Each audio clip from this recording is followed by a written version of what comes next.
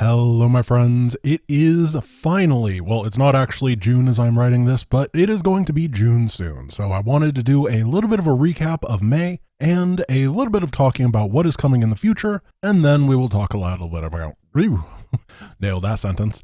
And then we will talk a little bit about Grant stuff. So the highlight of the show in May, obviously, was Legacy of the Meme, and it was successful beyond any expectations I had. I thought it was going to be a mixed bag of garbage and good, just like peaks and valleys, but man, it was just such an amazingly fun amount of time. The mod is so much fun to play. I'm so happy with both the reception of the audience and just how much fun I had as a player. Absolute home run. Once again, probably for the final time, I want to thank Orca Warrior, Finlay, and Ace for all their work on that. Really, really incredible stuff. We also did Brutal Plus, which is one of the bigger whiffs that I think that I've had on this channel in terms of content.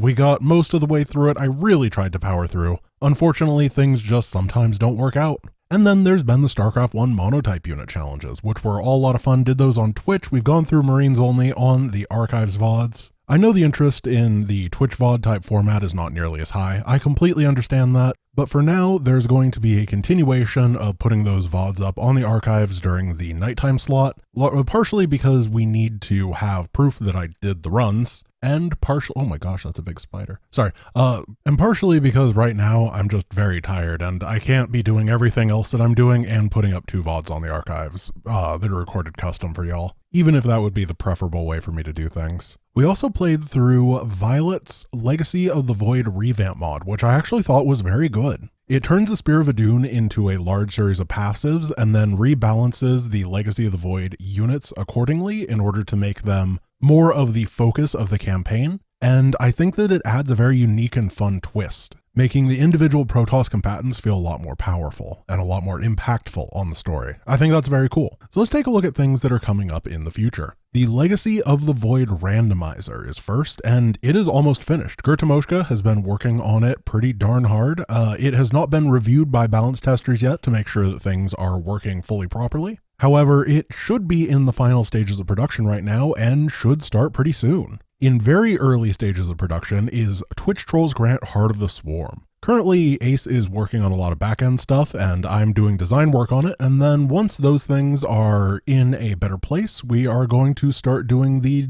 StarCraft side of things. The goal is mid to late summer with that, which honestly at this point isn't that long away. As we saw with the Legacy of the Void Real Scale Prologue, Orca Warrior has been putting in a little bit of time on that Real Scale Legacy of the Void. I don't know exactly how much effort he's putting into it right now. I know he's busy with some other stuff as well, such as making all of Legacy of the Meme. That took up a bit of its time. But we should be looking forward to that at some point. I have no idea how he's going to make that a balanced experience because my goodness, Legacy of the Void is capital ship city. But I'm really looking forward to it. And then I'm currently in the design phase of Heart of the Swarm Nightmare Edition. The Wings of Liberty Nightmare, obviously very popular, a lot of fun, really, really felt good to play, made by Rhyme, designed by me. And I have to do the same thing design-wise for Heart of the Swarm. Unfortunately, that is going to be very difficult to balance because we are dedicated to getting rid of the random 25% damage modifier that exists only on Brutal in Heart of the Swarm, because it's just bad balancing, and instead make the attack waves and things appropriate. But that is going to take extra time to get everything working fully properly. Also, we need to make a campaign where Kerrigan isn't super overpowered, which is going to be hard. A couple other things to look forward to in the coming future are the UED First Light campaign, which should be coming out at some point. It's been hitting a couple of delays. It is a huge, fully custom campaign. It's not like built on Wings of Liberty, Heart of the Swarm, Legacy of the Void, or anything like that. I think that the first 11 missions are coming out soon, and we're going to check them out, and then I think it goes up to like 17 or so missions overall. And it looks like they're releasing them in 2 separate batches. I'm not entirely sure at this point, but it sounds like it is going to be an absolutely amazing experience.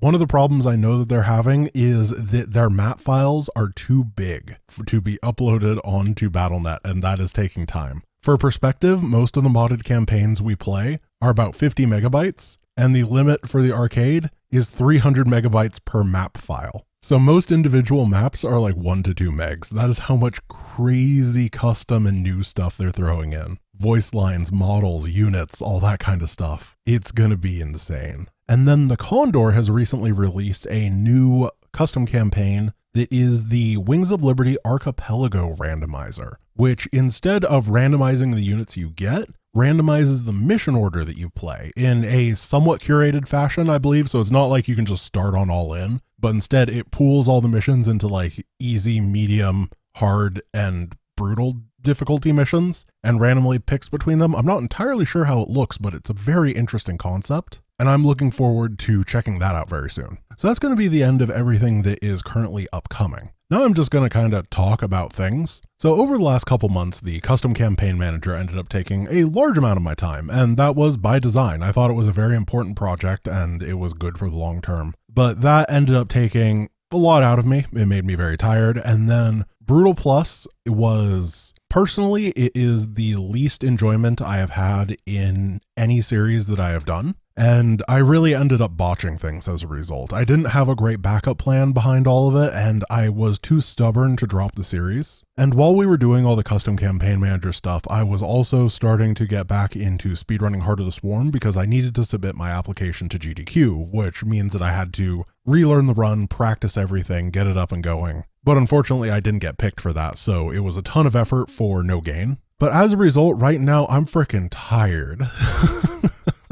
I also just have some things that I have to figure out for the future of GiantGrantGames as a channel. So we can talk a little bit of numbers right now. So I don't have numbers on YouTube because they're significantly harder to get. However, I can use Twitch numbers for StarCraft 2. And right now, compared to about a year ago, the viewership of StarCraft 2 is down by about 40%. That is just an objective numerical fact. Part of this is because the game is not really getting any support anymore, and previously even those big year-end balance patches were enough to keep things chugging. And then partially it's just the natural drop-off on a game over time. Game is 12 years old at this point. StarCraft 2 is now older than StarCraft 1 was when StarCraft 2 came out. It is so old. It's a very, very old game. Like, imagine yourself back in 2010 thinking of how old StarCraft 1 felt at that time, because it did feel old, and that's how old StarCraft 2 is now. And then the third part is that people are just opening up and going out more due to being trapped inside for the last couple years. So these three things are hitting StarCraft pretty hard at the same time, and it's kind of brutal for it. Now, if you take that, combined with the fact that I was super busy with the custom campaign manager stuff, and as a result, I wasn't able to put out nearly as much content on the main channel that was good, I ended up having my worst month in a year and a half. The last time that I had viewership this bad was November 2020. The month that I went full time in StarCraft 2 was November 2020. So literally, as just someone who's doing content creation, I've never done this poorly before. And that is a bit of a wake-up call to me. So obviously the first thing that I have to do to rectify that is start posting more main channel videos. We've only really managed to get one thing out per month, and one of those was just advertisement of the custom campaign manager, which isn't truly a full video. So obviously things are going to drop there on that side. But I think another part of it is simply that I need to continue to modernize and improve myself as a content creator and a channel. I probably need to be diversifying myself in a way. I've done a little bit of pokes to different directions. You know, I did that Age of Empires review to see how that went. We did the glitches video, which was a little bit of a shakeup.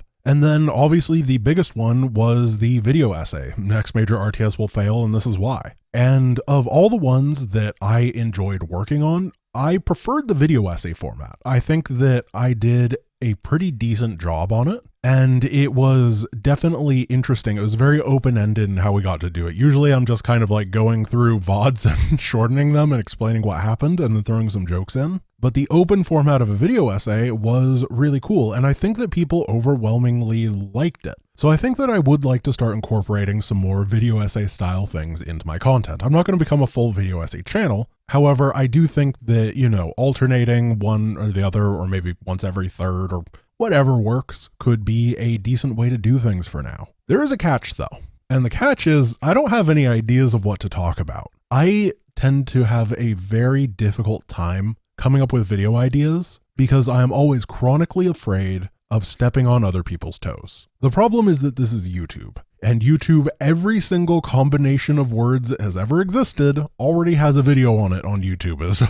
I mean, it's not exactly true, but it really feels like it. So one thing I'm going to do is in this video's description and probably in the comments too, I'm going to open up a Google form and there's going to be a couple different things on it. The first one is simply video essay ideas, like, is there a topic that you think could have a deep dive that you think I might be qualified to talk about in some respect that you think would be interesting? And then there's going to be a second field that is more of a general feedback forum. I don't want to hear like, oh, Grant, I love your stuff, this is awesome, or oh, you suck. I'm looking for a little bit more nuance than that. I would prefer just some well-rationed critical analysis of, yeah, I think that you're doing this well and you should keep doing more of it. You tried this and I think that either you need to veer in this direction or maybe it's just not working out, that sort of thing. I always appreciate it when people use those things to give some love or something, but I am truly looking for your opinion, just a little bit more nuanced than yes or no, good or bad. And feel free to be honest because it is completely anonymous. All right, so here is the plan on the archives for the next few days.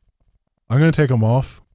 Zerglings only VODs are going to be coming up after Marines only, but I need a couple days, like 2, maybe 3, just to focus some time on the main channel videos, get everything up and running again, and not have to worry about making sure that VODs are up every 12 hours so that I can just rest for a little bit. And then once the UED First Light project thing comes out, we are going to go full steam once again. I am so super pumped for it. Then we're going to hit the randomizer. Then we're going to hit something else. I don't know. We're just going to hit the floor running. We're going to do great. And I think we're going to be able to get things going in a really positive direction. I know I was talking a lot about things being bad, but I genuinely think that adversity is what breeds strength, and I may have been getting a little bit complacent with things. So I'm excited to actually use this opportunity as a springboard to try to launch myself into a larger orbit. I guess being in a higher orbit doesn't actually improve you in any sort of way, but it does make it so that your other transfers are significantly easier, lower Delta V requirements and all that kind of stuff. This does not matter at all. I forgot what I was talking about, which I guess means that I'm done. I'm excited about the future. There's a lot of cool stuff coming. I need to stop being complacent, keep growing, but first I'm gonna take a nap. So thank you for watching. I hope you have a wonderful rest of your day, and I will talk to you soon. Peace.